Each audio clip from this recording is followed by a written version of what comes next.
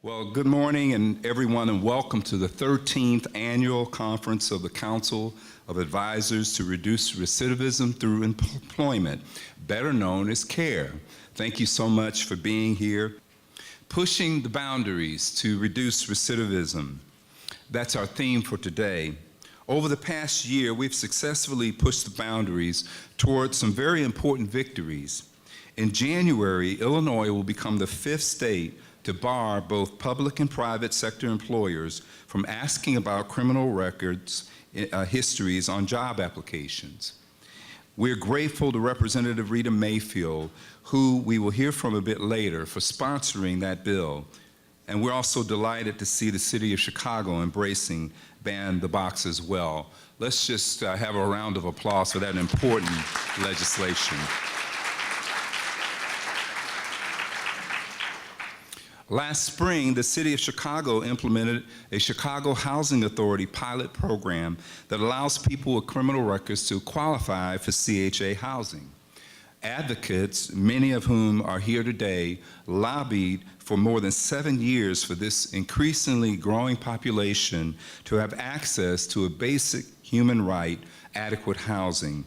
And we will not stop pushing to make that right accessible to a wider population. Illinois has also passed laws that automatically clear records in certain nonviolent juvenile cases and expands the list of misdemeanors that are eligible for sealing. Both pieces of legislation increase the ability of these people not only to seek employment, but also to further their educations. These are all significant accomplishments that will aid the effort to reduce recidivism. But we are here today to find ways to push the boundaries even further, to address the challenges as these laws begin to be implemented, to talk about existing policies and about what further legislation is needed, and to develop clear strategies that promote long-term reentry. And part of the strategy discussion must be on how to successfully educate people about public policy shifts and legislation that serve that purpose. Pushing the boundaries to reduce recidivism does not mean that we don't understand that there are real concerns, that we're supporting legislation that will make our city, a city that's already struggling with violence, less safe. We know that the opposite is true. Lowering recidivism leads to increased safety in our communities. Other states have demonstrated that crime reduction can occur simultaneously with reducing the overall incarceration rate. A net reduction in Illinois' incarceration rate should be one of our primary goals. Part of the reason we were successful in getting recent legislation passed is because we were a united front, able to counter knee-jerk reactions with sound reasoning. We responded to fear campaigns by developing or offering common sense policies and programs. We helped residents, public officials, and in some of our legislators understand that successful reentry for people with criminal records is actually in everyone's best interest. I was interviewed recently for an article in the Chicago Tribune, and I really posed that question to the reporter. The question was about, should we help people? And really, it's an amazing thing that we would even ask a question like that. It's in everybody's best interest, not just the person who's being helped, for them to become contributing parts and members of our community. It seems like a pretty common sense thing. Well, the kind of effort that we had this past year is the effort that we're going to need for our next battles. Some of those battles include getting the school code changed to allow all qualified applicants the opportunity to apply for jobs. One of them that we are really fighting for on the federal level, but we should also be fighting locally, is challenging the healthcare industry to understand that rehabilitation is not a made-up word, so they'll provide real employment opportunities for people with criminal records. The healthcare industry is the fastest growing industry in our country. It will produce more new jobs than any other industry in our nation. And to a large degree, people with criminal records are locked out, not just of employment, but even in educational institutions. Many of the educational institutions won't even allow people with records to enroll in their programs because they know they're going to have a difficult time finding a job. But if we're going to really get people with criminal records employed, healthcare has to be opened up for the folks who have records. It's an important thing we should be pushing for. Finally, Illinois is one of only 3 states in the country that has not reduced its overall prison population. There's a lot of conversation about reforming our criminal justice system, but that boundary that needs to be pushed, that we really should be pushing for a net reduction in our incarceration rate here in Illinois. Before we move on to a very important part of the conference, our presentation of our Visionary Awards, I want to thank a few people who make it possible for SAFER and CARRE to continue our mission. First of all, our funders, the Chicago Community Trust, the Chicago Tribune Charities, and McCormick Foundation Fund. We appreciate their support, and their support makes it possible for us to do this. We want to thank our government partners, the state of Illinois, the team from the Illinois Department of Corrections, Cook County, and our friends from the Public Defender's Office, the City of Chicago, and our partners at the Department of Family and Support Services. One of the things that SAFER values highly is collaboration. We really believe that not just internally it's important for us to collaborate, but externally with our partners. We think there's great power in doing that. So I want to acknowledge some of our partners in CARRE, Sergeant Shriver National Center on Poverty Law, Cabrini Green Legal Aid, TASC, Heartland Alliance, the list goes on. So before I miss anybody, would all of the members that I just mentioned and the other organizations who are part of CARRE, please stand so we can acknowledge you. If you just stand up for just a minute. Thank you so much.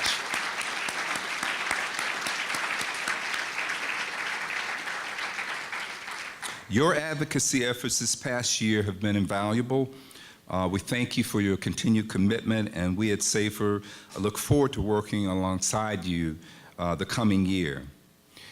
Some of the people in our organization that I'd like to acknowledge, Tony Lowry, our Director of Public Policy and Advocacy. Tony is in the back, wave your hand. Tony makes this event every year a success. We can't thank him enough. He's very instrumental in our efforts on the local and the state level. I also want to thank Sadaka Williams. Sadaka, where are you? Right here, just stand up. Sadaka is our new AVP of Policy and Strategy. And she's already hit the ground running, working on matters here in the state as well as on the federal level. So we're excited to have her as part of our team. And Kamel Freeman, she probably is at the desk, but Kamel, there she's waving in the back. She's a critical part of putting this together. Now, just so that we never forget why we do what we do, I want to introduce you to someone who's benefited from the efforts of our advocates and of SAFER, and her name is Eula Ernesta Jackson. Eula, would you please stand? Why don't you come and join me up here?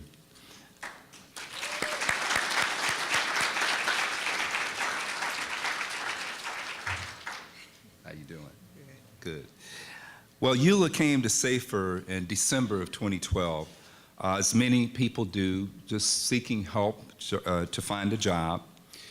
She had a master's degree already, was working as a counselor for a treatment agency when she was laid off. And then all of a sudden, a 15-year-old record becomes a barrier to her getting employed. Fortunately, not only were we able to help her, but we partnered with Cabrini Green Legal Aid, and they were able to assist her in getting her record sealed. And she also was a beneficiary of legislation pushed by CARRE, and she received a certificate of good conduct. And because of that, she was ultimately able to get a job at the CTA. There you go. And Eula's been there for a year and a half. I just wanted you, sometimes, we talk about things and it's very conceptual and it's very abstract, but the reality is we're talking about people. And we're talking about their lives and we're talking about their children and their families. And I just thought it would be good for you to see a face that's been positively impacted by CARRE. So Eula, would you have a few comments? Sure. Sure. I just want to start by saying my name is Eula Nesta Jackson. There's some of you in this room that know me as Openda. Having a master's degree in psychology, I applied to a lot of jobs, good jobs, that turned me down but didn't tell me why. So I finally applied to CTA. They hired me. And then they sent me a letter saying, due to my past, that I couldn't work for them. Well, I know my past employment, I sent a lot of clients to Safer Foundation. I said, well, it's my turn to go to Safer Foundation. When I went there, I got a counselor named Emma Price, and then I heard about Anthony Laurie. I said, oh, maybe he can help me clear up my record. Well, when I went to get my record cleared, they told me no. So Anthony helped me do the legal work that I needed to do to get hired for CTA 2 months after they turned me down. It was a blessing. It was the best thing that could have happened to me. And if you know any clients, anybody, if not a client, send them to Safer Foundation. Because even if you don't go to CTA, they have so many jobs to send you to. I went to a lot of them. Thank you. Thank you.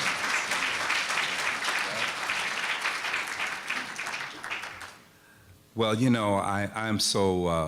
I feel blessed to be part of CARRE, to be part of SAFER, be part of this community that for me is doing work that is very close to God's heart. In our country, a Judeo-Christian nation, generally, most people, and even other faiths believe that people deserve a second chance. And so that's what we believe, and that's what SAFER and CARRE is all about. So I want to move on and now present our Visionary Awards. Each year at CARRE, we honor 4 visionaries. And so this year it's my pleasure to announce this year's honorees.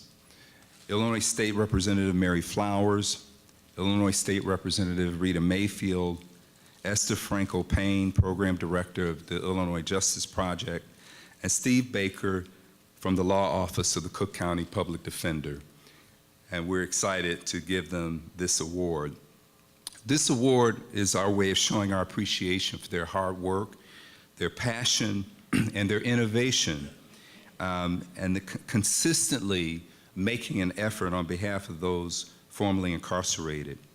In your program, there are bios for each one of them, but we want to share just a little bit about each of our honorees as they come forward to accept their award. The first, the Honorable Mary Flowers.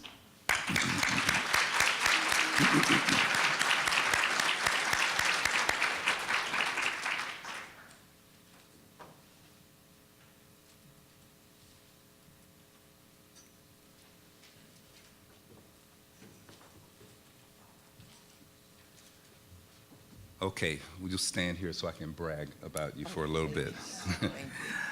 Representative Flowers, in 1985, you entered the Illinois General Assembly with a strong and consistent voice, and your journey has been a tremendous reflection of your fight to provide critical services and opportunities for people with criminal records in our community. And your leadership on the 2013 Task Force on Inventory Employment Restrictions was critical to the recommendation that led to the legislation we celebrate today. Legislation that you've sponsored during your time in Springfield has included Certificate of Innocence and many others that have been major victories for this coalition. You've been a beacon of light and a role model for other legislators in our state and our country, and you're a tremendous partner in supporting our mission to change the generational cycles of recidivism that plague our communities. So, State Representative Mary Flowers, you are a true champion, and we're proud to award you with our 2014 CARRE Visionary Award. Thank you. I think there's a photographer that's not here.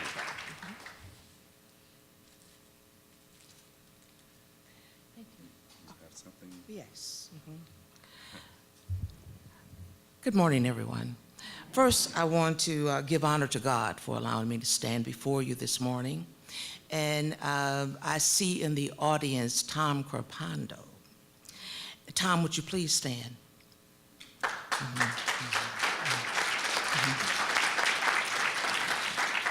You know, in my soon-to-be 30 years in the House of Representatives, I can truly say I've never had to walk alone. I've had lots of friends, but Tom has been my consistent companion, and he's been very helpful in all the things that I have been successful at. In regards to the SAFER Foundation, all I can say is thank you, and thank you.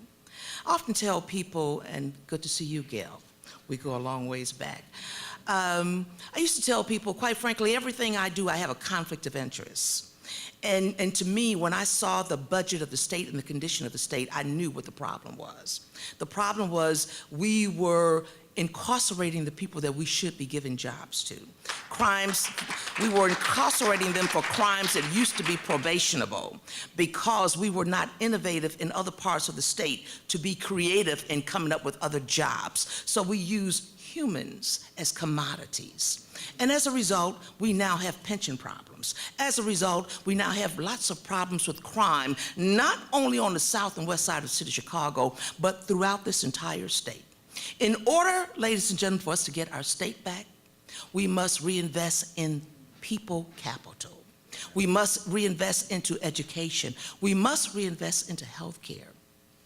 The day that we do that, that's when you will see our general revenue budget go up and crime go down. If that's what we really want to do, we will invest in education and job training. We will stop trying to lock up people in order to create jobs. SAFER Foundation, thank you very much. I'm honored and I'm pleased. Thank you very much.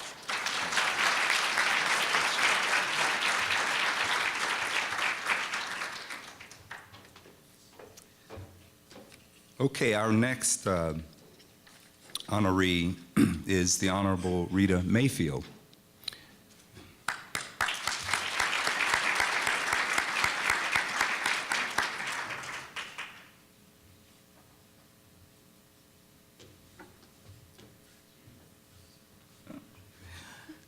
So I can brag on you a little bit too. Feel free.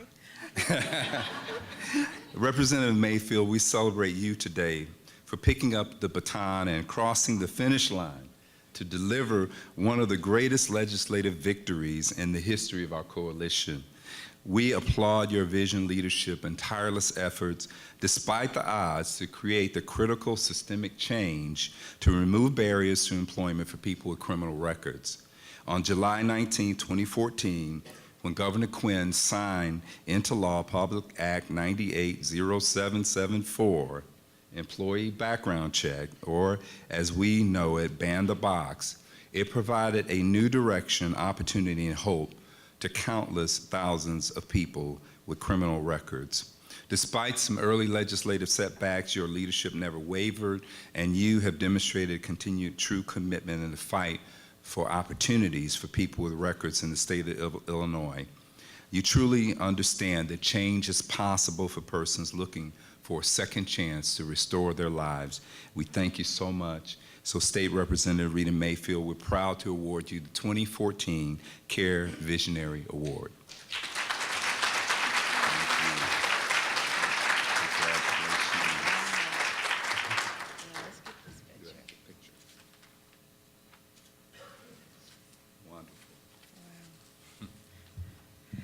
Thank you so much. I am very honored to receive this.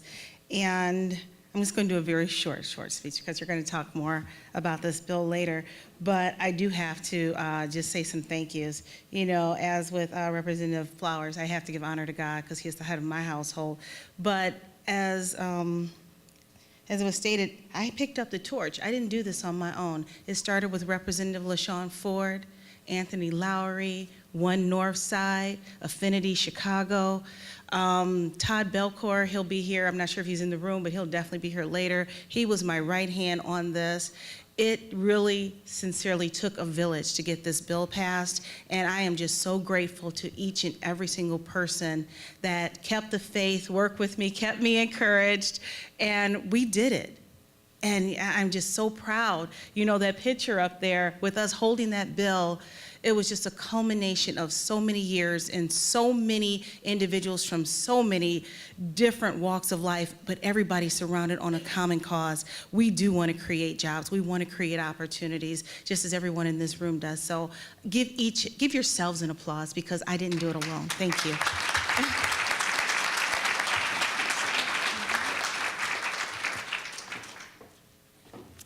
Okay, next, our honoree is Esther Franco Payne.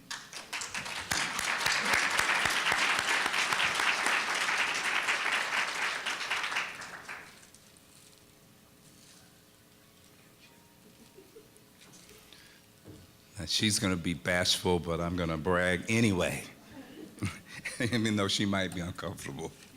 Well, Esther, through the years, starting with your work at Chicago Metropolis 2020, Metropolis Strategies, and now the Illinois Justice Project, you've been a fixture in our coalition's fight to eliminate barriers to employment for people with criminal records. And you have functioned with humility and let your deeds serve as the example of how community dialogue and support can change long-standing traditions. Your work with the Collaborative on Reentry has provided a continuous forum to analyze the future of criminal justice and reentry policy and ask the tough questions and create consistent dialogue with critical people, both public and private decision makers. It's opened doors of opportunity that had previously been closed to people. You hear the stories of injustice and discriminatory policies that thousands of people face to find employment and reclaim their lives. And your work moves towards breaking down those barriers and restoring hope for people with criminal records. So for that reason, we proudly honor you with our 2014 Visionary CARRE Award. Congratulations. And we have to take a picture. Turn that around so he can.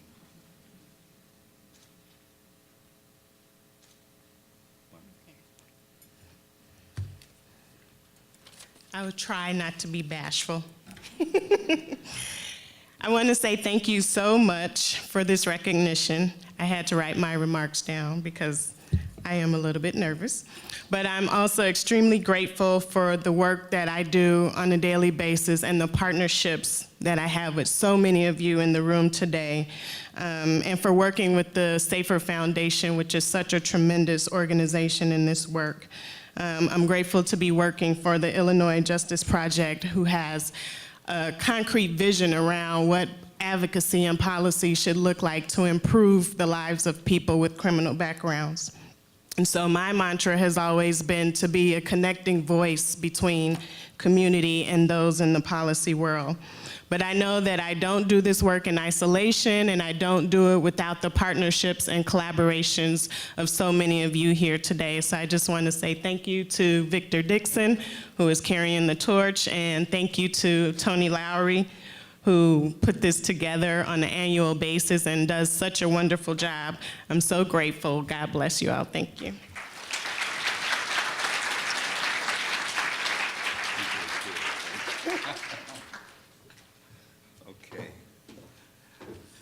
Okay, and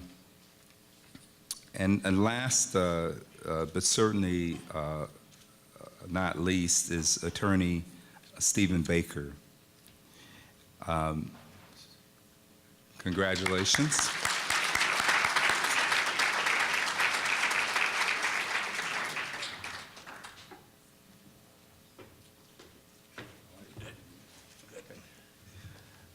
Well, now we get to brag about you. Since the inception of CARRE, you've provided unconditional support. Your tireless advocacy and commitment and critical thinking through your work at the Law Office of the Cook County Public Defender has paved the way for the introduction of several legislative initiatives. Over the past 13 years, I was told that you haven't missed not one meeting. That's what I understand. That's quite a record. You have been a humble, quiet driving force in the removal of barriers to employment for people with criminal records in the state of Illinois. Your tireless trips to Springfield to advocate and willingness to share your wisdom of the legislative process is one of the building blocks of CARRE. Your career commitment to provide legal services to Chicago's poor citizens has been exemplary. You've been a beacon of light, a welcoming face in Springfield, and a tremendous partner in supporting our mission to eliminate barriers to employment for people with criminal records. So it is our pleasure to award you the 2014 CARRE Visionary Award. Congratulations.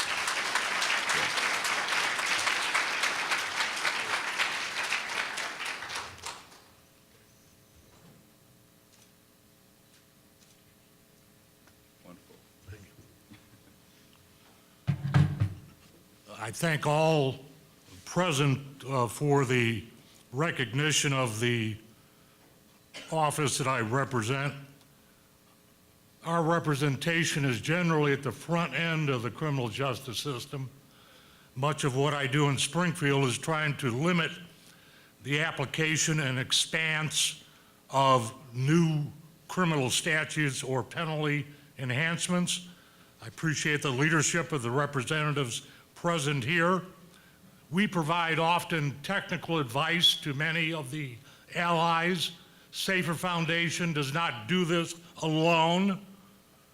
Be it John Howard Association, be it groups from Roosevelt on drug reform, be it individual legislators. One thing I've learned over the last 10 years is you have strength in numbers. 10, 12 years ago when I first went to Springfield and would talk to elected representatives, both Republicans and Democrats, about the expansion of the criminal justice hook into society, one of the responses I got was, "We understand what you're saying, Steve, but your constituents don't vote." Your constituents do. Community organizations, as unfamiliar as they may be with the details of the criminal justice system, have more of an impact on elected officials than attorneys like myself. And when elected officials see a myriad of groups saying the same thing, it makes a difference. So at the end of the day, it's a better day than it was yesterday. We do not stand alone. Thank you.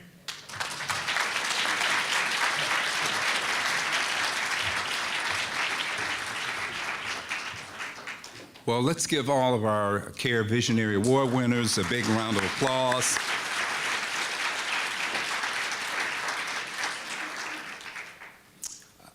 We are going to transition into our first panel. One of the things I wanted to let you know, we're just delighted to have CAN TV here. They're going to be streaming this live, and we're glad that they're here so others can see what we're doing. So at this point, are we ready for our first panel? Okay. Our first panel, Major Reentry Policies in 2014, will be facilitated by Todd Belcourt, staff attorney for the Shriver Center. Todd, why don't you come up? And we'd like to welcome to the panel Representative Rita Mayfield. If he's here, Representative State Senator Kwame Raoul. I don't think he's here. Representative Kelly Cassidy and Representative Lilly? Yeah. Camille Lilly. Okay. Why don't you welcome the first panel?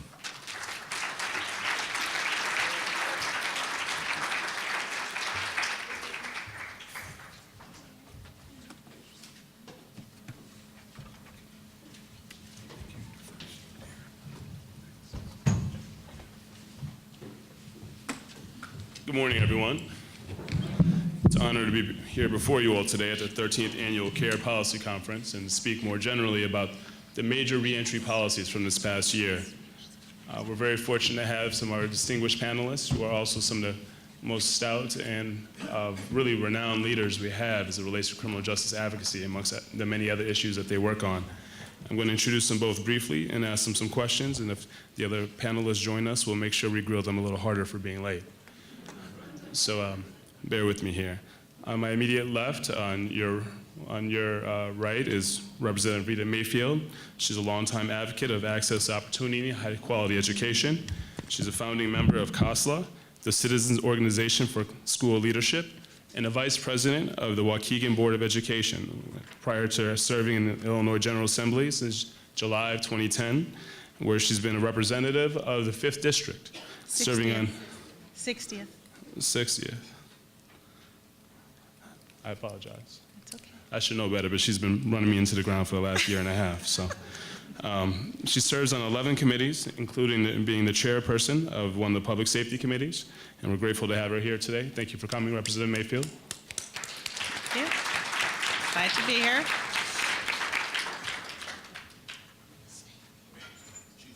Absolutely, I understand that.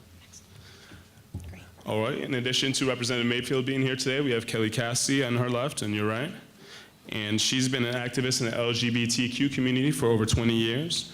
And she ran the Illinois Senator John Culleton's constituent service office for several years prior to actually serving the state's attorney's office, where amongst other things, she developed and managed $20 million worth of grants so we could better serve people who are victims of domestic violence, hate crimes, and other serious crimes and issues. She served in the Illinois General Assembly since May of 2011, and I'm scared to say which district that might be. I don't like to be wrong twice. That's right. I read it straight off the computer before, and I shouldn't have. She serves on 6 committees, including being the vice chair of the Restorative Justice Committee, which is a very critical committee to hearing a lot of issues that matter a lot to our communities. And we're grateful for having her here today. So thank you for coming, Representative. We appreciate it. And Representative Flowers is someone that we all have known. She's been a leader in the Illinois General Assembly for a generation now. She's taken leadership in several. The one thing I get right is the one thing I shouldn't have gotten right, right? Few generations. No. Been a leader on matters of all matters of social justice, whether it be access to health care, the criminal justice system, and more. So thank you for standing in and lending your wisdom and leadership.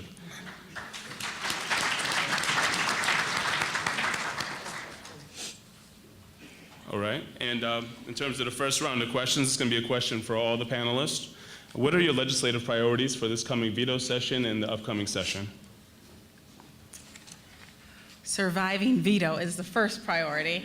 It's going to be very interesting to see where it is that we're actually going to be voting on in veto. I think the majority of the bills that everybody in this room is concerned about will probably happen during lame duck when you need a lesser majority in order to get those bills passed. So my biggest concern is what's going to happen with the budget. And again, I don't think that's going to happen in veto. I think that's going to be more of a lame duck issue. The question is, are we going to extend the budget to the end of this fiscal year, which is June 30th, or are we going to look to make it permanent? A lot of that is going to depend on the governor's race. You know, there are some other initiatives out there.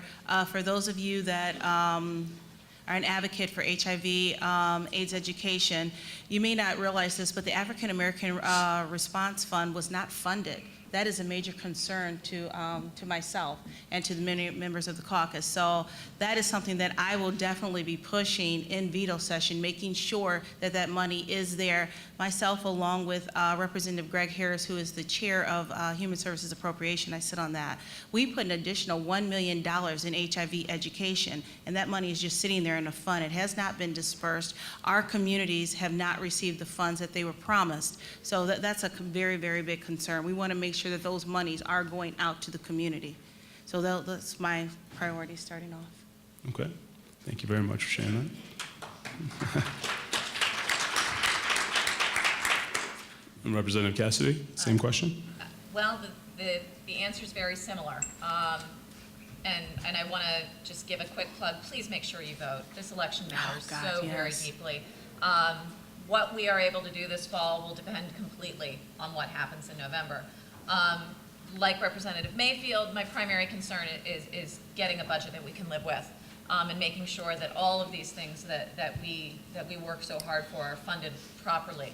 I have been working over the summer with stakeholders from the entire spectrum on ensuring that we have some thoughtful reform of our cannabis policies in the state, and looking to extend statewide and uniformly a ticketing policy for marijuana. So it doesn't matter what you look like or where you live, whether you're going to get arrested or get a ticket, and to ensure that that does not carry collateral consequences. If we're decriminalizing, we should actually decriminalize. So that has been a huge priority for me, and that's one that I will be pushing hard for as we move into lame duck.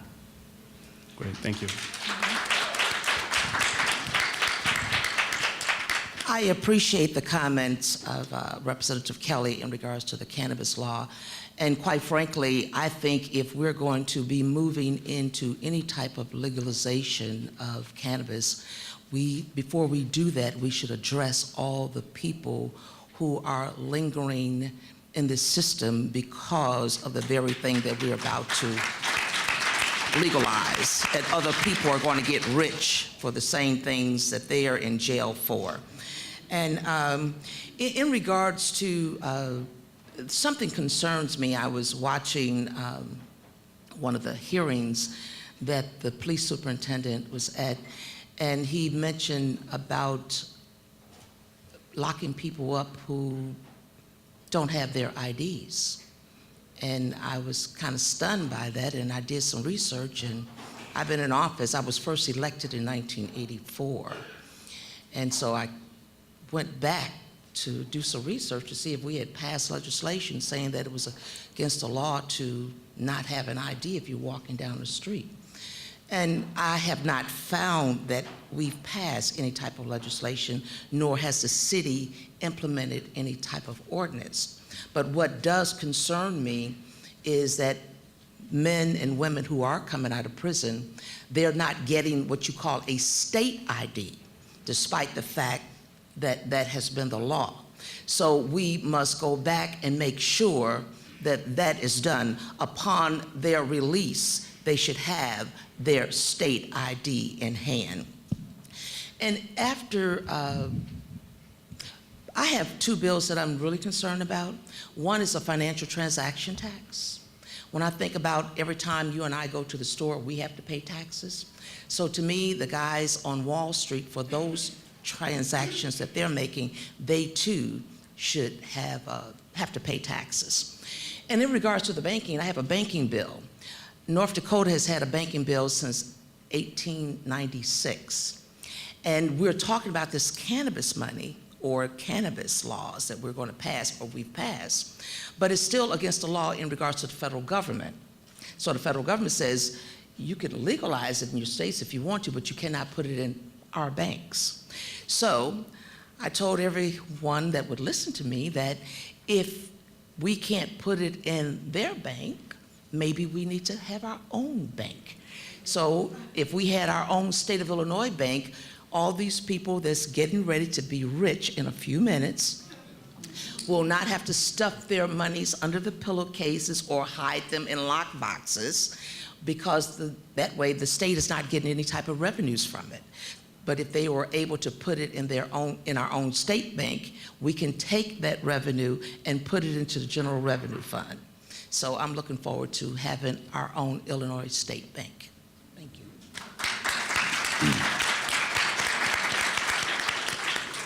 Well, thank you all for sharing some of your legislative priorities for the veto session and beyond. If I can go back to Representative Mayfield, it took over a year to get some of the most recent accomplishments that you were able to get done in terms of misdemeanor sealing and the Job Opportunities for Qualified Applicants Act. Can you walk us through some of the challenges that prevented the passage of those particular bills and those efforts the first year, and maybe what you were able to do to overcome those particular obstacles in the subsequent year? Well, you probably could speak to this better than anyone else, along with myself. For those of you who don't know, Todd worked with me day and night. I know he was probably tired of all my emails at midnight and 2 in the morning and everything else. Don't forget about this, we need to do that, and vice versa. But he was just so, so wonderful, and I really could not have done that without him. So I just have to put that out there. And to the question. Okay. Okay. With our ban the box bill, that bill, I'm just going to be totally honest with you. When we took that to committee the first time, we actually had individuals testify against the bill and say they wanted to continue to discriminate. They absolutely did not want to move forward with this bill. And the first time we called the bill, it failed miserably. It failed. It died in the House, and everyone just thought the bill was dead, but they didn't know me. They did not realize how tenacious I am. So I got on the phone. I'm like, look, we're going to pass this bill. What is it going to take? So over that entire summer, I met with the Chamber of Commerce. I met with the representatives from IRMA, the cable industry, and others who had serious concerns about the bill. What are your concerns and how can we get around them? You know, I'm not taking no for an answer, so I'm expecting you to work with me. You know, so what can we do? And little by little, we were able to, you'd fix one issue and then the other party would have a problem with it. So it was best to get them all in the same room and hash it out. And we were able to do that.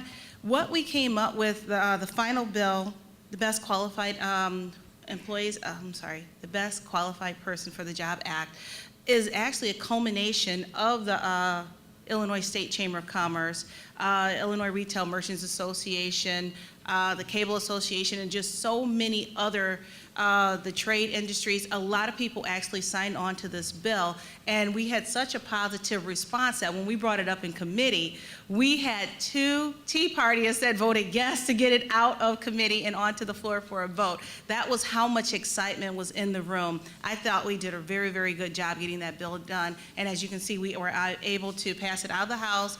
It passed so quickly through the Senate, you know, you batted an eye, and it was just gone, and then off to the governor for signature. So we were very successful with that bill there. The second bill started out actually as an expungement. We wanted to expunge a lot of the criminal records for misdemeanors. That bill actually took 2 years, several revisions, and we ended up with a ceiling bill. Because that is, anybody that's ever been in judicial committee, it's comprised of a lot of ex-attorneys, public defenders, and everything else. I mean, very, very conservative committee. It's very hard to get anything out of there that deals with expungement. We were very lucky with the ceiling. Todd actually rewrote the entire law because it was just so garbled. It's like, go here to look for this, then you go there to look for that. He did a very excellent job of helping to explain the bill to some of our professionals that were there on that committee. Just very, very fabulous. And we actually got the Republican, I want to say his title, I believe he was one of the minority leaders on the Republican side to speak in favor of the bill on the floor. And once he did that, the bill passed with no problem. So we've, you know, it's all about relationship building. You have to, you know, go in there, and as long as you've got that can-do, you know, this is going to happen. The question is, how can you help me to make it happen? And that's basically my approach. You know, I'm partnering with any and everybody. We talk to literally everybody on the committee, talk to everybody on that floor. You know, what are your concerns with the bill? How can I address your concerns? Bringing them back the information, and we were able to make it happen. So I am very, very pleased with the passage of both of those bills.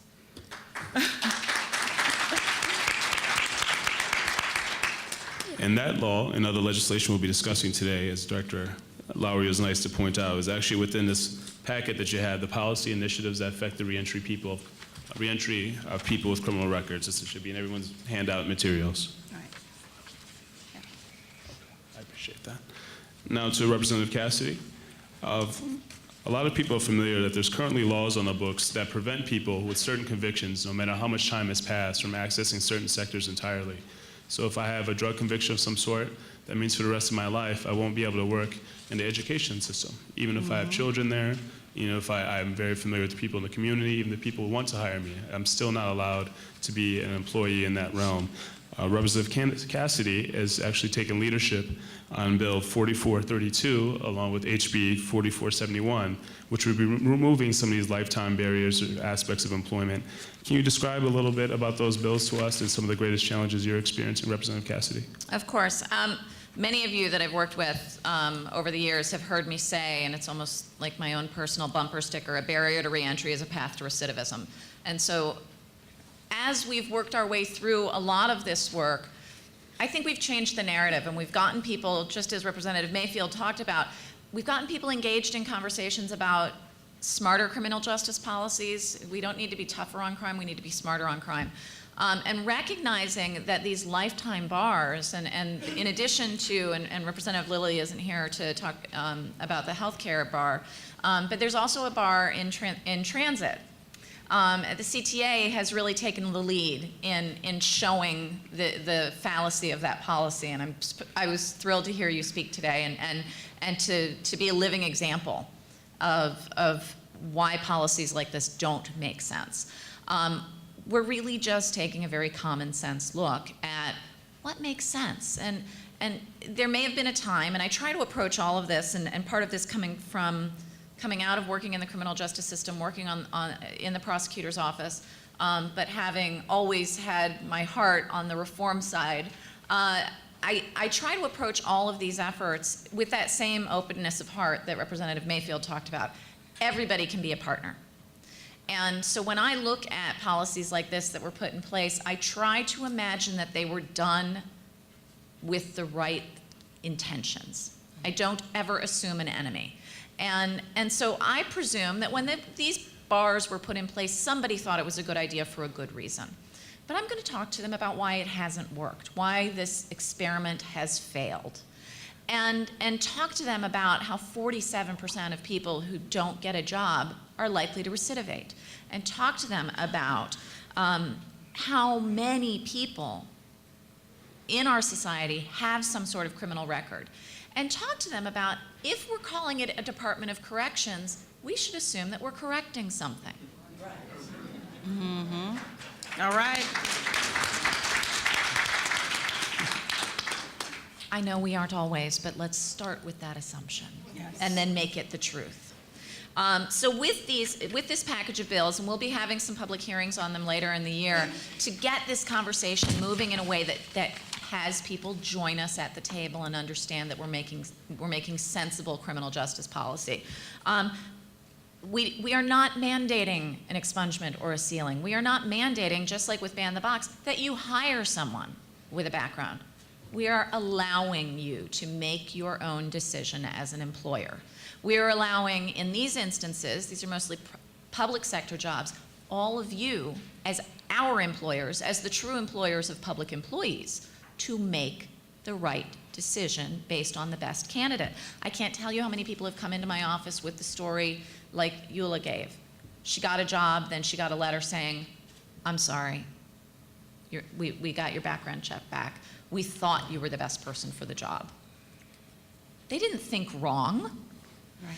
So looking at the number of years that makes sense, if you have a drug conviction, does a lifetime bar make sense? No. We have great science established that shows that treatment can change lives. Why on earth do we need a lifetime ban for people with a drug conviction? Reducing the period from 7 years to 2 years to allow people that opportunity to get a job and change their lives. Taking prostitution out of the bars completely. We have completely changed the dialogue around prostitution. We recognize that this is a victimization. This is not this is not a criminal act. This is someone being victimized. So, and I really think that human trafficking conversation is a great example of how we've changed the narrative, of how we have made a massive culture shift. It would be very difficult to find anyone in the criminal justice system who would argue that point now, and it's only been a few years since we have changed that conversation. And I think it's a great example to look at all of the places where we can change the conversation, bring in people we thought were opponents to the table, have a heartfelt conversation, and share. And I think that Representative Flowers sits on restorative justice with me, and I think, as I've talked about restorative justice over the years, the last 2 years, I think the best outcome of that, of the establishment of that committee has been less the bills that we've moved and more the conversations and the people involved in those conversations. Because there are some very thoughtful but incredibly conservative Republicans on that committee who now have a fully open heart to the idea of sealing and reentry, and recognize that smarter criminal justice policies are also a heck of a lot cheaper. Yes. I don't care why they come around. I'm just glad they're coming around. So I believe that we are changing the narrative, and I think that as we move forward in next session with these bills, we will see some real progress. Excellent. Thank you. Great.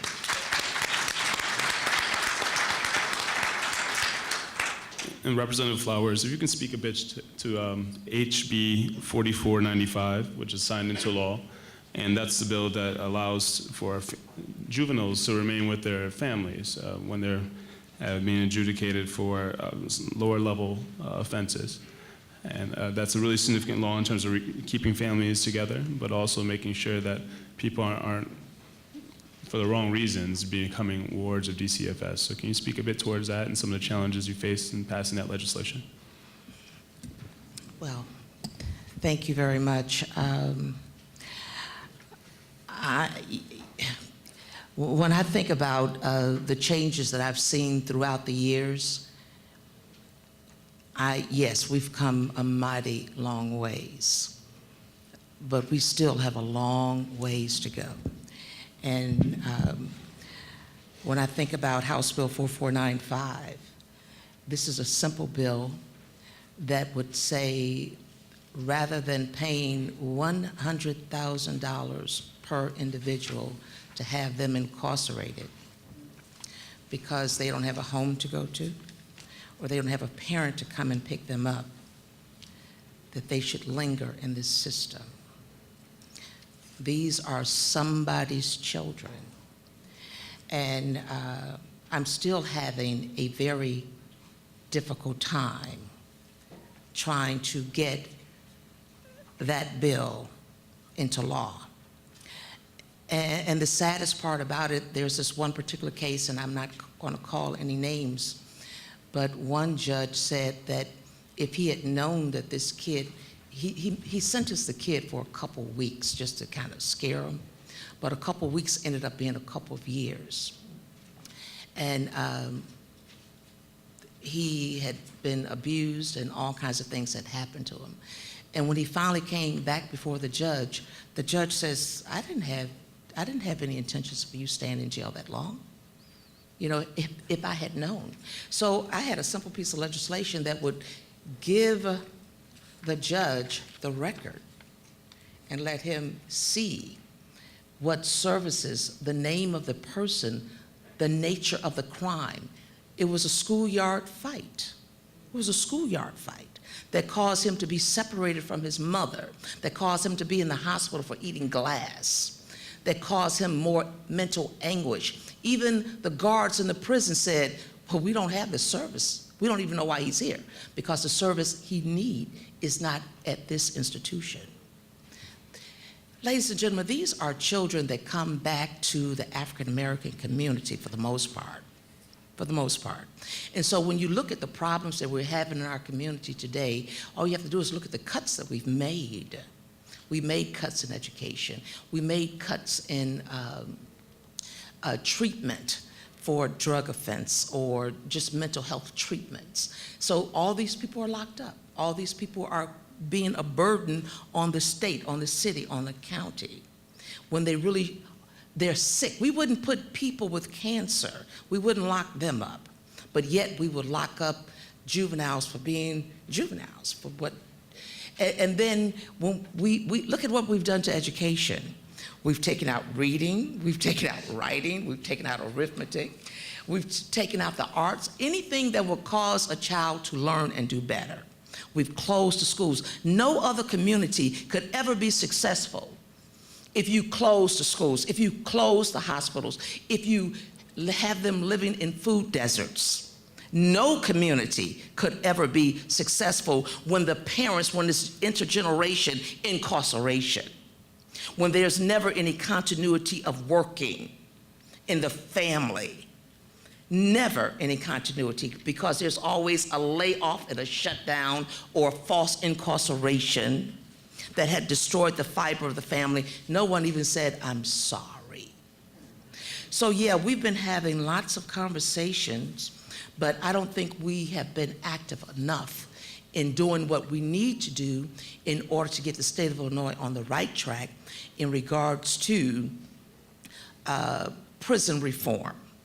There's this commercial on TV that talks about how Pat Quinn,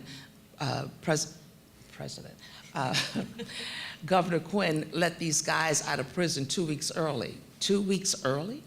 Really? Who's paying for this? We are. But maybe these guys would not have created a crime that would cause them to go back if we had a program in place. Had we given them the mental health treatment, had we given them the education, had we given them the job training, had we given them those things, maybe that commercial would not have been necessary. So it's not that we let them out 2 weeks early, it's what we did when we let them out. Thank you.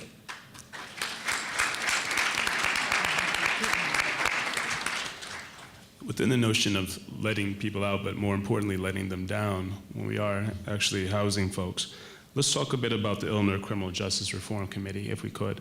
I know Representative Cass, you're a member of that. If you can speak to some of the developments that you hope to come from that as it relates to no entry, as we say, make sure there's no contact with law enforcement in the first place, sentencing reform, but also reentry reform. I'm actually not a member, I just go.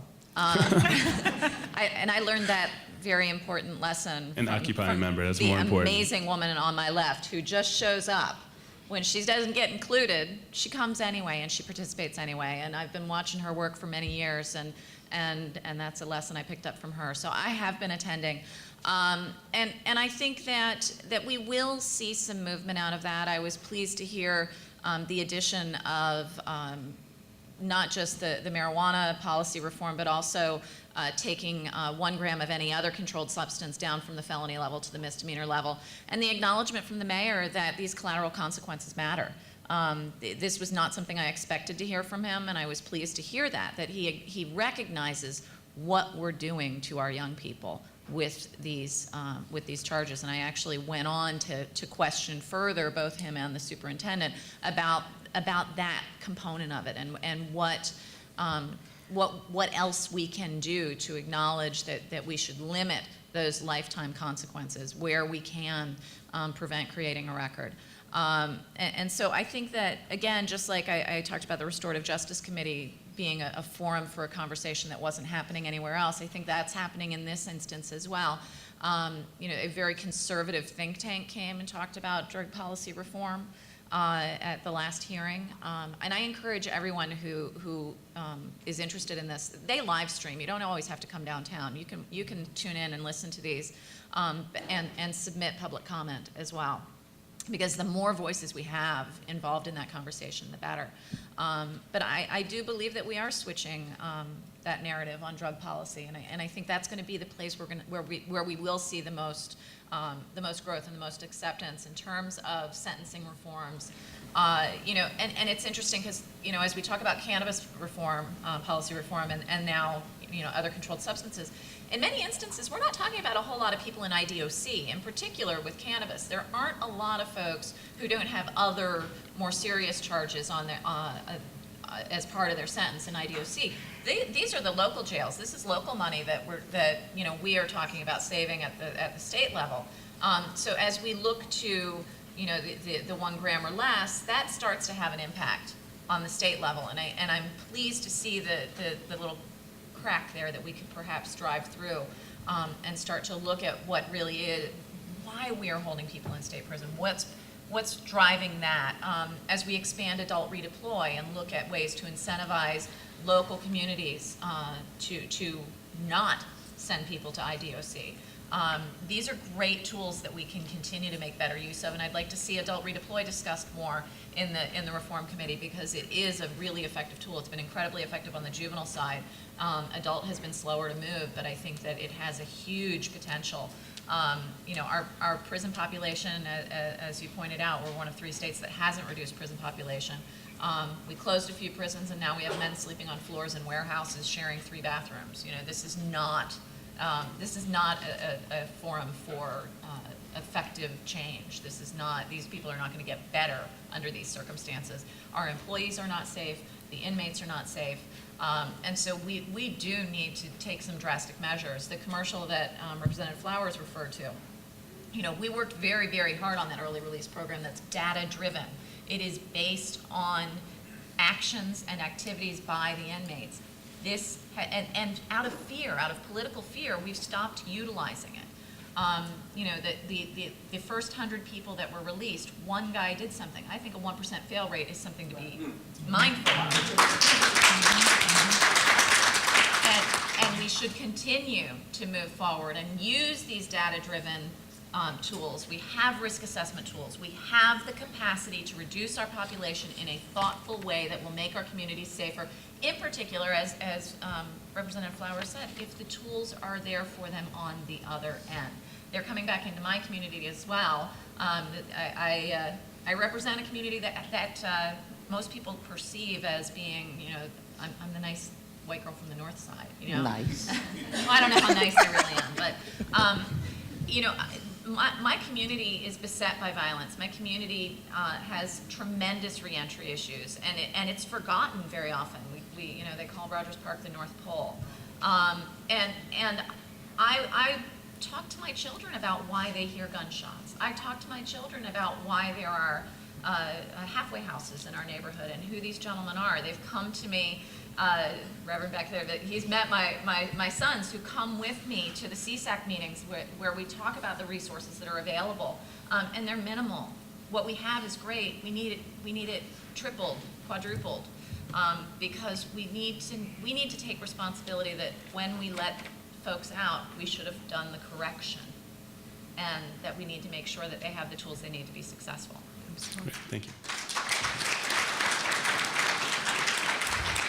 And Representative Flowers, you mentioned you were also an occupying member of this committee. So if you could tell us a little bit about the encouraging developments that you've seen, but also things you would like to see. And then we'll open the floor to all the actual panelists to answer the question, how would you like advocates to be involved and support some of the efforts that you're currently engaged in to make sure more positive legislation that open up doors can be passed? Well, first of all, I think we really need to have a real conversation on how successful that we've been on the war on drugs. Not successful at all. So if we continue to do what we've been doing, we're going to continue to get the same result. And the results that we've gotten has not been good. And when you look at the numbers from 1984 prior, look at how many people were incarcerated, you will see what we had to do, ladies and gentlemen. We had to go into the books, and we had to create crimes. We had to mark them up in order to get more people in jail. Not that more people were committing crimes, but we created the crimes for them to commit because we said if you do this, that's a crime. It used to be probationable, but now we've made it a crime. And then we forgot to tell people that if you are not going to work and we're not going to give you public assistance, how is it that you're supposed to feed your family? Because there were no places that you could feed your family or house your family or educate your family. And the average person, what they really wanted to do, they wanted to work, but they were deprived of that opportunity. There were barriers put in their way, and so what they had to do was to commit a crime, unfortunately. And then being young, gifted, and black, that too was a problem. And oftentimes you could walk down the streets any day, any neighborhood on the south and west side, by virtue of the fact that you are a black man or black, you could be arrested. You didn't have to commit a crime. You could just be arrested and disrespected and fingerprinted, and to know that we had to pass legislation to have an arrest record expunged when anyone can make a citizen's arrest. So I haven't been proven guilty of anything. So what we really need to do is bring civic education back into our community so we'll know what the laws are and how to protect ourselves. And we have rights as human beings. We make the laws. The lawmakers work for us. That's what we need to have a better understanding of. And programs like Redeploy, if it's working all over the state, why can't we have it in Chicago? What is about redeploy that's not workable in Chicago? There's other programs that are experimental programs that's working across the state, but for some reason, it cannot be implemented in the city of Chicago. We need to change that. So if we're really going to have a conversation, let's keep it real, and let's not make apologies. Let's say that we've made some mistakes, and let's move on. Let's be creative when it comes down to jobs. Let's stop discriminating. Let's build jobs on the south and west side of the city of Chicago instead of living in a desert where people who want to go to work, but because of the neighborhood and the zip code they live in, or the color of their skin, or because they know somebody, and because they know someone, they got a job. And now all of a sudden, because they knew someone, it's a political hiring. Yet all of us know that when you fill out a job application, they do ask for references. And just because your reference happened to be an elected official or a doctor or a lawyer, does that make you a criminal? That you shouldn't be qualified for that job? I don't think so. So we are even allowing things that's not against the law to be barriers for employment for people who have completed and followed the law. They've served their time.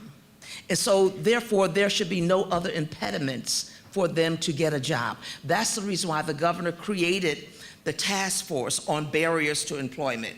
Why are we teaching people in prison how to cut hair, how to shave? Then when they get out, it's against the law for them to cut hair or shave a person. I mean, really. But when you think about it, is our tax dollars. And surely, ladies and gentlemen, if we have bailed out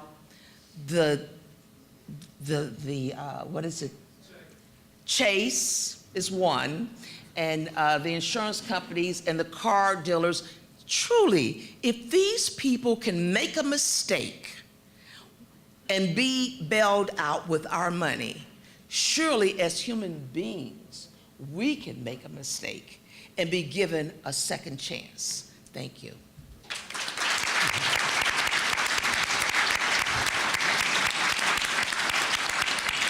Thank you for sharing that, Representative Flowers. If Representative Mayfield, if you could lead us through the discussion, that I'd like all you all to answer very briefly before we open up the floor to questions from the audience, is what things would you like from advocates to make sure that we're assisting in the passage of legislation that opens up doors of opportunity for our communities?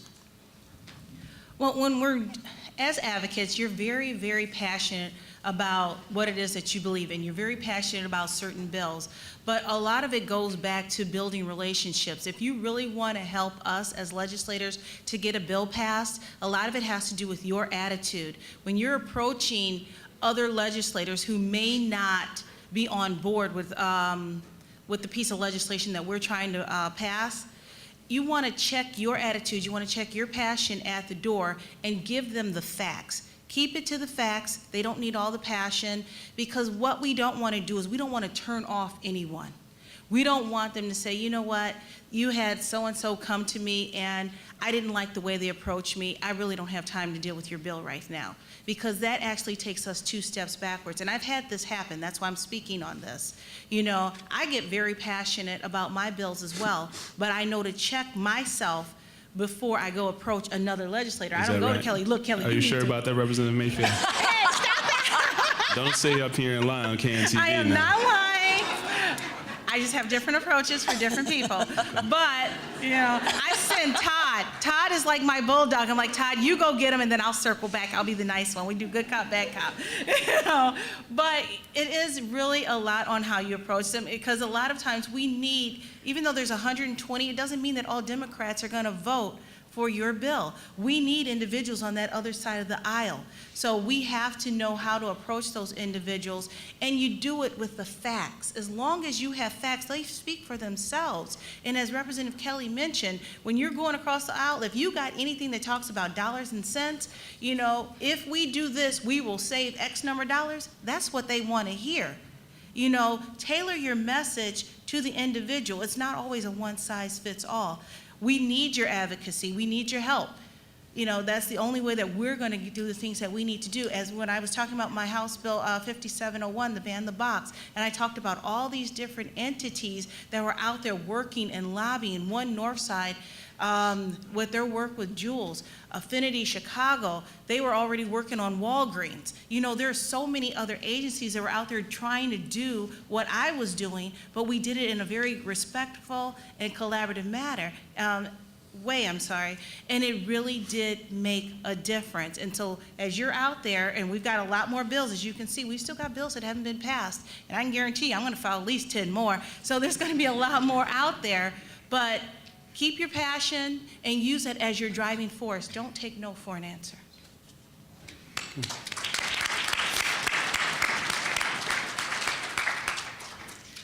I think for my part, I'm first going to dovetail a little bit on Representative Mayfield's point.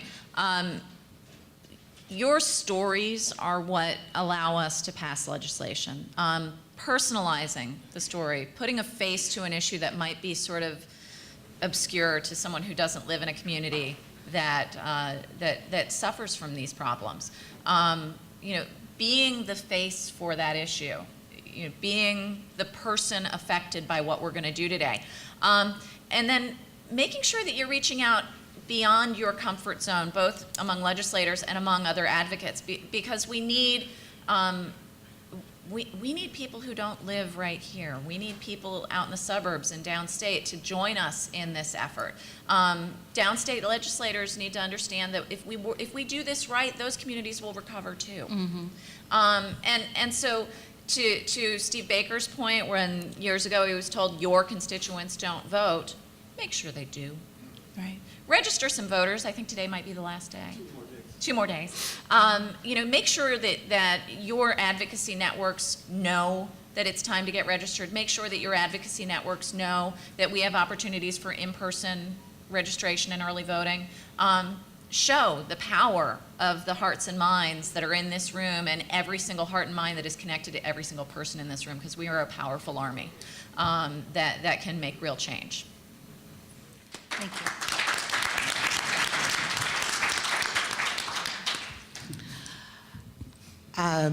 I was thinking about Gail when she and I met back in the 90s, and we were working on legislation, prison nurseries. I think it was prison nurseries. Mothers and children. Yeah. Women who were having babies in prison, and their children were taken away from them. And of course, the first thing that you would think about, that's just horrible to think of having a child that's in prison with the mother. But after doing further research and talking to so many women whose children's lives were destroyed because of their actions, or whose children they were destroyed because they didn't have their mothers there to protect them. And yes, the mother was guilty of a crime, but in the beginning, it was when the crack cocaine Right. came into our community like thieves in the night. The mothers were not prepared for it, and surely the families was not prepared, and of course the unborn children. And I'll never forget that experience, because at the time I was a little pregnant. No, I had had my daughter. And I just tried to envision what would be in the best interest of the child. And to me, trying to talk to legislators about how it would be in that child's best interest that she or he be incarcerated with her mother if the parent has not been convicted of a heinous crime that caused harm on her child. And that was very difficult legislation for me to work on. But then I started hearing about the children that was being left alone being sexually abused and misused and being passed around from one parent to another, and becoming wards of the state, again, being sexually abused and misused. So sometimes you have to think, and it may not always sound the best, but you have to think about what is really in the best interest of the child.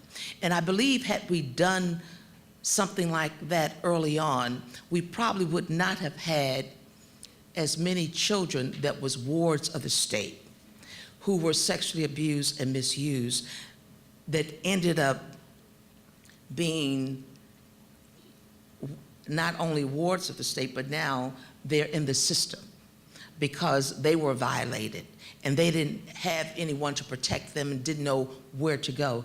So legislation is not always, it's never easy. I've been trying to think of an easy piece of legislation that I've had in the 30 years. But now we do have children nurseries, and it's not the law, but it was done by rules. So sometimes if you can't get it done by law, maybe you can talk to someone enough to at least get it done by rules. But there really needs to be a conversation on the changes that as a state that we really need to make to go forward and have a collaborative of from the cradle to the grave issues, because we don't have those safety nets that we used to have. You can go to any driver's license place in the state of Illinois and get a driver's license, but you cannot go to any public aid place. You could go there for your application, but you cannot go there for the other services that you need. So we do need to have these wraparound services. We do need to make sure that each one of these state agencies are talking to one another in order to get the services that we, the people, really need. So sometimes it's not all about legislation, it's just about the implementation of the existing services that we have to make it available for the people who need it. Thank you very much. Now, if people would like to come to the two microphones you see within the aisles here and ask some questions of our panelists. Actually, I would just like to add a little bit to what a couple of people have said. We were working on community-based mother-child centers. I'm not a big fan of prison nurseries, which is, to me, a very different kind of program. But I wanted to tie that back to something that Representative Cassidy said. The critical push that we all need to make to, with adult redeploy, with justice reinvestment, that any money that's being saved out of incarceration really needs to go back into services in the community and prevention on the front end. I think that the work of SAFER is so crucial for people for whom it's too late to look at the front end. But I also think that we all have a responsibility to work for community-based sentencing for anyone who's not a danger, and particularly primary caregiver parents, women and men who have an intact family. I got caught. who have an intact family and who could remain in the community and prevent all that damage that happens then generation after generation because of their absence. Thank you. Thank you. And I would ask that people keep their questions as brief as possible so we can get through all the questions by the end of the allotted time that we have today. Professor Kane Willis. I'm really excited about all of the great accomplishments this year. I'm also really excited because drug policy is what I do for a living, and I've heard a lot of talk about drug policy, and I'm a little beside myself because it's very exciting. But my question is, on that 1 gram amount, how tough is that going to be? Are we just having a conversation starter, or is that really, is that possible? Is that feasible? Are we going to see, defelonization of personal use, where it's not a ridiculous, like, oh, it's a dot on your finger, that's a misdemeanor? And how likely do you think that is? And will it happen in lame duck session? No. It's hard to say. It really is. Everything depends on the outcome of the election, what both veto and lame duck look like. And I think it's a little early to tell what the reaction will be to the 1 gram issue. I was surprised not to hear any pushback. I was pleasantly surprised not to hear any pushback, and I was pleasantly surprised to hear a, oh, huh, kind of reaction from the other side. Excellent. What we ultimately end up with, it remains to be seen. But I think that, I think we've started, even if it's a conversation starter, I think it's a conversation starter that ends in when, not if. Good. Thank you. Hi, my name is Benny Lee. I'm with TASS.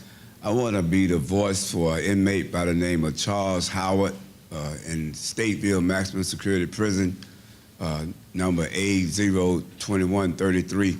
His question is, on the front end, when a person get involved in the system and they're indigent, they can receive public defender as representations in the court.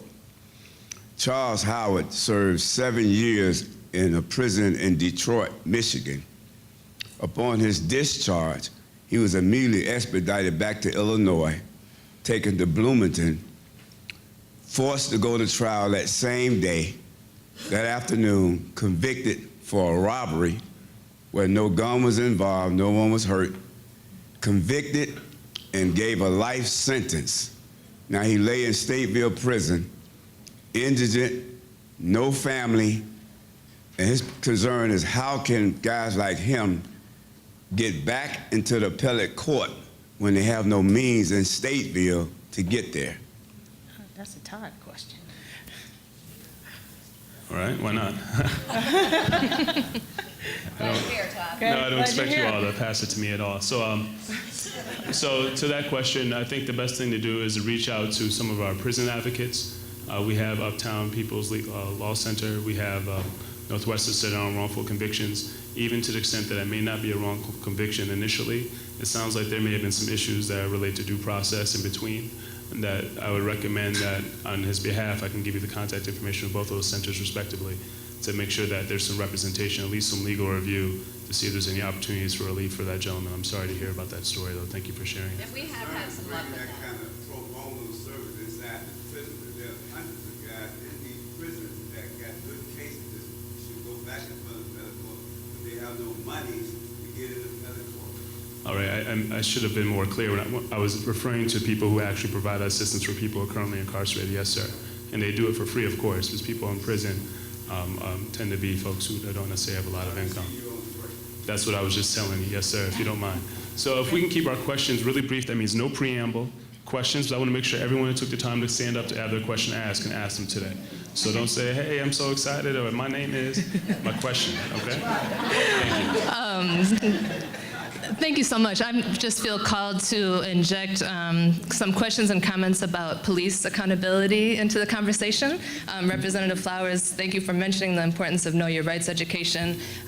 First Defense Legal Aid is very happy to provide Know Your Rights workshops to anybody in the room, your staff, your families and youth. And a lot of people don't know that there's no way to really access your Miranda rights when you're arrested by Chicago police unless you happen to have someone who knows you were arrested and calls First Defense Legal Aid.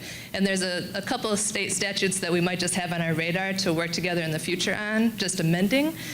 One prohibits the public defender from being appointed in time to represent someone in that first 48 hours. So for instance, in Cook County, there is never a public defender available to someone.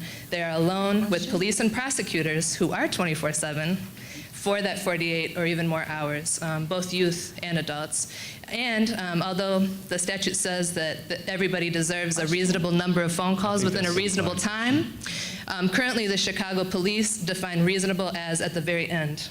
And so even we at First Defense, we've run a 24-hour hotline for 20 years now. If someone calls us and alerts us to an arrest, we send a free volunteer lawyer to the station, only because there's no other way to access that right. And so if we were to say reasonable means an hour or two, if we were to say that assistant public defenders can have a 24-hour unit, make a reasonable short-term decision that somebody needs access to that attorney in order to access their rights. Because right now, even with our service, I can tell everybody that it's almost everybody waives their rights in police custody, and it's because of that that they are charged and then later convicted. And so truly, when we talk about cost savings, interrupting the cradle to prison pipeline, if we were just to make real access attached to these theoretical Miranda rights and let people know that it's real, then we can accomplish more of the goals that we've accomplished together. So thank you. The number real quick is 1-800-LAW-REP4. I hope everybody has it in their number, in their phone. And truly, it's not self-promotion. We're happy to find something else to do if everybody were to be able to get this right through the government or whatever other way. So thank you. All right, now Director Lowry's assumed the position of Sandman now, so if your question or comment goes along in a couple sentences, that means think about it a bit longer before you talk about it so you don't get pulled off and embarrassed on CAN TV. Okay. So if you can, ask the question so we can make sure we get to everyone's questions, because it's really important that everyone's heard. I'm not trying to diminish that, but I also want to make sure that the fact that we're as concise and to the point as possible, and that's my fault for having too many questions for the panelists as a whole prior to this. Okay, and no more commercials, please. Okay, I don't have a question. My name is Lori Glass. I'm a faculty member at Governor State University. Just real quickly, I'll just give an overview if anybody wants more information. I am a social work faculty person, and there's a couple of issues here that I want to bring to this group on looking at the issue of the role of education, higher education in decreasing recidivism. We've started a program at Governor State called Generating Hope that's providing mentoring as well as trying to get rid of some of those barriers and some of the things that get in the way of a student achieving their education. And some of them are internal to our program. I brought a student with me today who's going to talk a little bit about another issue that came up this year, real quick and succinct. Hello, my name is Donald Brooks. I'm the student that she was talking about. It's about banning the box. Me being honest and checking the box that I have a conviction, it just about hindered me in my education. They was trying to deny me and give me another conviction saying that I had to do X, Y, and Z, meet this person on probation, and I was transferred from College of DuPage as an honor student into GSU as a social work student, and here it is. I was very close of even being accepted, and I'm just wondering what can be done about that. Well, it sounds like to me that someone violated your rights, because if you serve your time, you serve your time. And there is a report that I often refer to that was put out by Carrie Heitman that says that we live in two Illinois, and one for the haves and one for the have-nots. And in the have-not, it talks about how important higher education would be specifically for African American and Hispanic men. So I agree with you, and so whatever it is, I'll be more than happy to talk to you afterwards to find out exactly what happened. All right, thank you. And what Tony's doing right now, just to make sure we're in a more streamlined process here, is actually writing down the questions to make sure that, just to make sure that we're getting to the question, because normally we're supposed to cut off now, but I just want to make sure that everyone does have a chance to have the question. But the only way that can happen is if everyone asks their question briefly, and that when making sure he's writing down the question so people can have a seat and I have to wait as other people pose their question briefly. So go ahead, Miss. Thanks. I'm Lindsay from the Adult Redeploy Illinois program. We run 2 Adult Redeploy Illinois programs in Cook County. My question will be very brief. Victor Dixon said that successful reentry benefits us all, and that's an important piece of communication to get out to legislators and advocates. It benefits us all. So I want to ask the panel, beyond the fiscal argument, which we've heard a lot about, what are some successful talking points about how successful reentry benefits us all, especially with legislators across the state? I think probably, the fiscal argument opens doors. The ultimate data points that prove that we are safer when recidivism goes down is what makes the difference. And those personal stories do that. The folks with extensive backgrounds who've changed their lives and now have been, had a job for 10 years and own a home, and all those success stories change, continue the conversation. The fiscal argument opens the door. The fiscal argument, all you have to do is look at the cuts that we made in education, look at the cuts we made in healthcare, look at the cuts that we have made across the board in various social programs that should go to help people. So we know that that's that has not been in our best interest. What budget really has not been cut is the Department of Corrections. So, and we also know that with the Department of Corrections, there's very few returns on the dollars because those people that's coming out of the department, very few of them get a job. But if we were to shift that paradigm and make sure that they are all employable and employed, then you go and look at the fiscal balance sheet of the state of Illinois and you will see the revenues going up. Right now, the revenues is going down because we're just warehousing people and we're sending them from one institution to another. All right, thank you. Thank you, Dean Santopolo from Positive Pathways of Chicago, and thank you all for being strong and of a good courage. Quick question, of the 2 people running for governor this year, who best supports what we are all doing?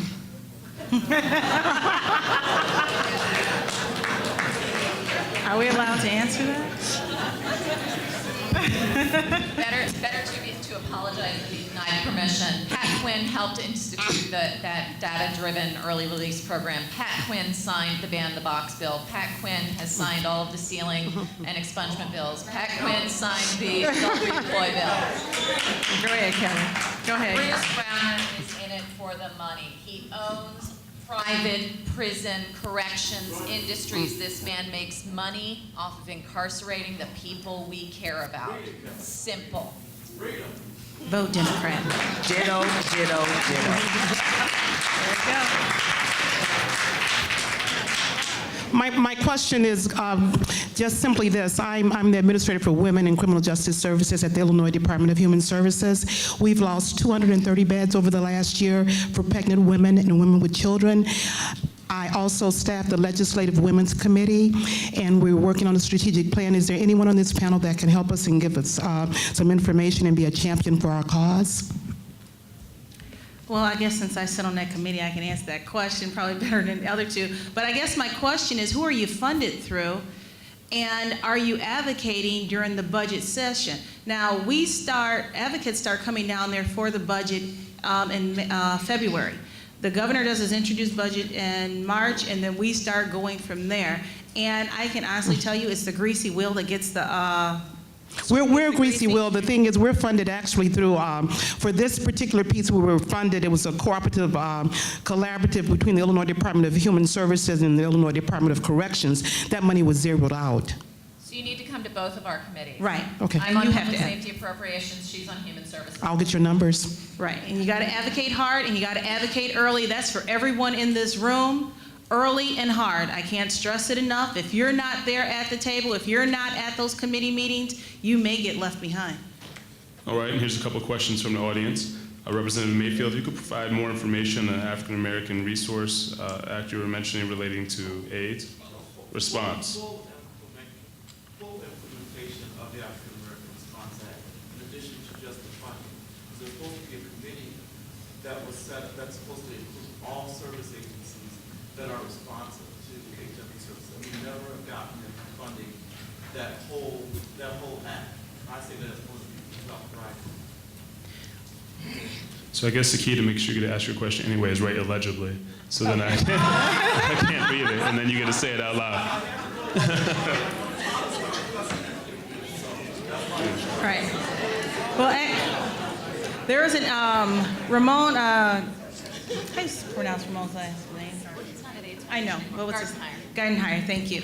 We had started this conversation, and we were actually looking at that act, and we were looking to actually revise the act prior to him leaving the AIDS Foundation. He's with the SEIU now. The individual who came in and took over has already left, so now we have a third person there that has picked up the helm over there at the AIDS Foundation, so it's bringing that individual up to speed and then restarting that conversation. But it's basically getting everybody at the table first to agree that we need to move forward with the African American Emergency Response to AIDS. And it has been a challenge. The fact that we haven't even been funded this year, getting IDPH to understand how this dramatically affects our community, because if you look at the number of HIV cases, they are increasing in the minority communities. And those numbers are constantly going up, but yet the education dollars, are not being dispersed, or either they're being dispersed downstate. Where at downstate do they have a large delegation of African Americans that are HIV positive? They don't, but yet they're receiving the dollars that should have come up to the Chicago area, that should have come to Rockford, to Waukegan, and to the other areas that have the population. So we're looking at how those funds, who even set up, the guidelines of where these funds are going, because we've got some issues. And if you want to be a part of that conversation, give me your information. I'll keep you updated. Absolutely. All right. Well, thank everyone for our distinguished panelists. Let's go ahead and give them a round of applause here for their wonderful wisdom and comments and dedication to these issues.